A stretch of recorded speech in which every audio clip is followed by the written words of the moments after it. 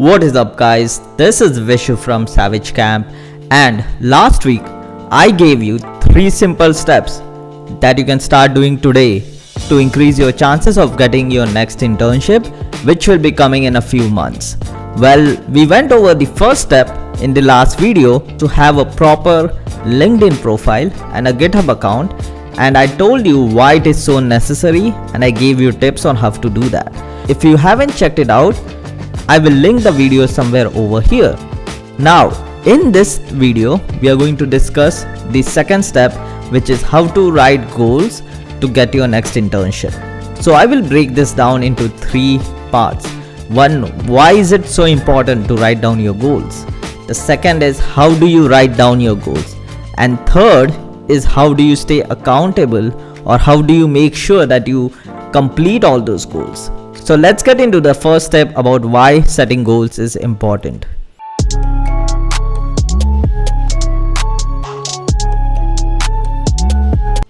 So to understand why writing goals is so important, I will tell you a story I read in one of the first books I ever picked up, and it's called The Monk Who Sold His Ferrari. To give you a brief background, there was a lawyer who was like 40 and he had a cardiac arrest, and the doctors told him that his metabolical age is around 60 because he works so hard and he's so stressed that he had a cardiac arrest and he was aging really fast. So he quit everything and he went to the Himalayas to stay with the yogis. Now the story goes something like this. The yogi was giving him a lot of life lessons. This was one of them. So he took him to the ground. There was a target like 50 meters away, and the yogi pulled out his arrow and shot at the target, and he hit the bullseye. The lawyer was kind of impressed because he already knew the yogi was very good with archery. Well, what the yogi did next is he put a blindfold and then he pulled the arrow again and he shot and he missed it like terribly. And the lawyer was shocked because the lawyer thought he would hit the bullseye even when he was blindfolded.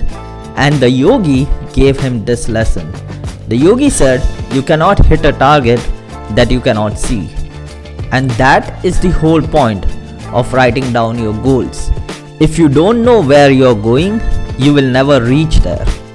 So goals are very important because it gives your mind directions. When you write down a set of goals, your mind is focused on it. So it will try to problem solve to complete those goals, and that is why writing goals is important. Now let's get to the second part where I will tell you how to write those goals.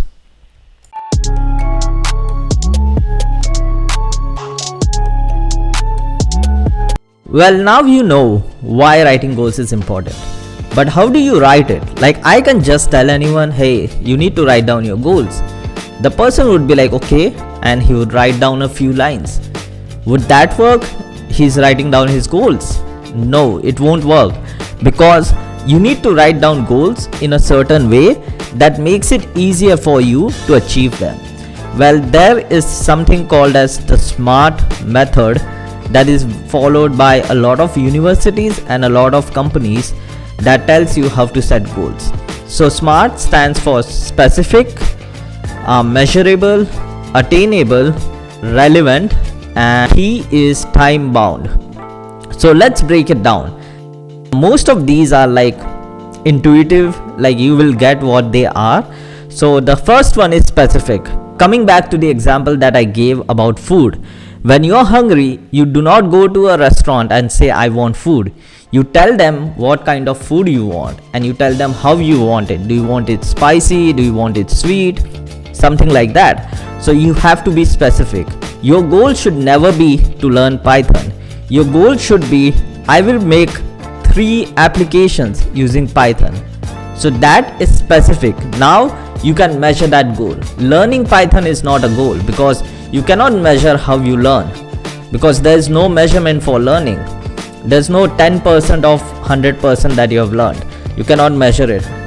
When you say I will write 3 applications with Python, now you have the number 3 to measure it. So the first one is specific. So be very specific. Like, I want to apply for 10 companies near my college in the next 20 days. That is very specific. I want to apply to 5 startups in the next 5 days that are more focused on cloud computing. That is also specific. The next one is measurable. So we covered that in the specific step. You should be able to measure it. So give it a time period, like 10 days, 5 days, 1 month, 2 month, like give different times. So you can say, I want to write 5 Python programs in the next 10 days. I want to write 10 Python programs in the next 20 days.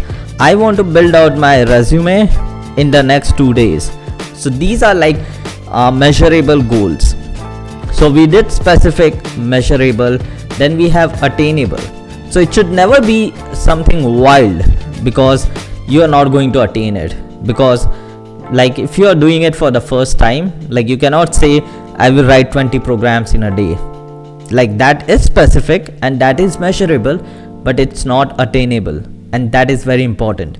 You cannot set goals that you cannot attain. Like I cannot tell that I want to go play in NBA when I haven't played basketball at all. That is not an attainable goal. So be smart about this. Like just don't write any bullshit for the sake of it. The next step is relevant.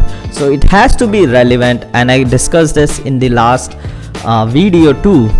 If you are taking database courses, your goal should be to get an internship in database, because you are increasing the probability of you getting an internship in database, because your coursework is focused on database. So you're doing more databases, so you are more knowledgeable about that topic. So it has to be relevant. You should always be more focused on the things that you can do and improve on the things that you cannot do. Not focus on the things you cannot do. You should be more focused on the things that you can do and then improve the ones that you cannot do. So if you cannot do Python but you can do databases, your goal should be relevant to databases. Do not focus on the things that you cannot do. Focus on your strong points.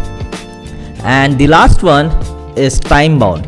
You have to put specific time limits, because when you don't give yourself time limits, your mind is relaxed.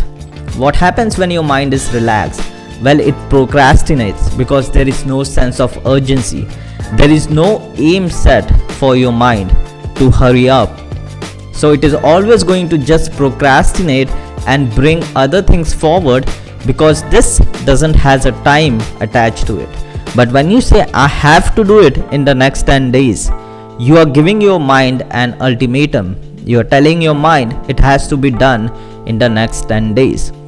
And that is how you write down your goals. So I want to build out 3 Python projects by next month. So how will you do this?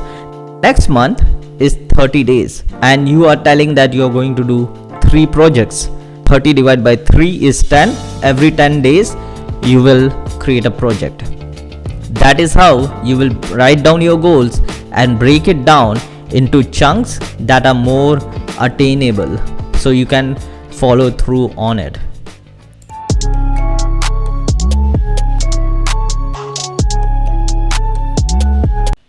And the last one is accountability. Now you can do all of these things. You can be very determined, you can be very smart about your goals, you can write down all those things, but in the end, if you do not take any actions, it is not going to work. And action is the thing that everyone does not follow through on. So you need to find an accountability partner. If you want, I'm going to start a Slack channel. You can sign up into that Slack channel. I will keep you accountable. There would be other people who would keep you accountable.